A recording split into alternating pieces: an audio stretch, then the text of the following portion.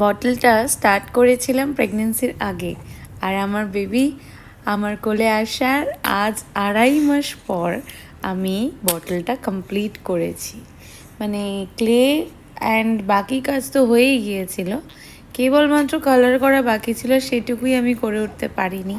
কখনো শ্বশুর বাড়িতে রয়েছি, কখনো বাপের বাড়িতে রয়েছি, অ্যান্ড সব কিছু নিয়ে যাওয়া নিয়ে আসা করা, it was very difficult, but still একটু একটু টাইম বের করে বটলটাকে আমি কমপ্লিট করেছি। আগে যে কাজগুলো করতে আমার টাইম লাগতো একদিন, সেগুলো এখন করতে আমার সময় লেগে যায় প্রায় 2-3 সপ্তাহ। আমার বেবির থেকে আমি 10 মিনিট 15 মিনিট করে নিয়ে নিয়ে চুরি করে এগুলোকে করি। ওকে ছাড়া বেশিক্ষণ থাকা তো পসিবল না, বিকজ ও আমাকে ছাড়া তার বেশি টাইম থাকতে পারে না। ও যখন ঘুমায় তখন টুক করে আমার এই শখগুলোকে পূরণ করে নিই।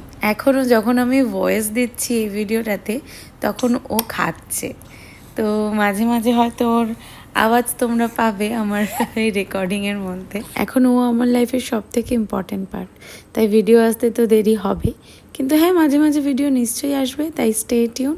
আর এই ভিডিওটা তোমাদের কেমন লাগলো নিশ্চয়ই জানিও। বাই।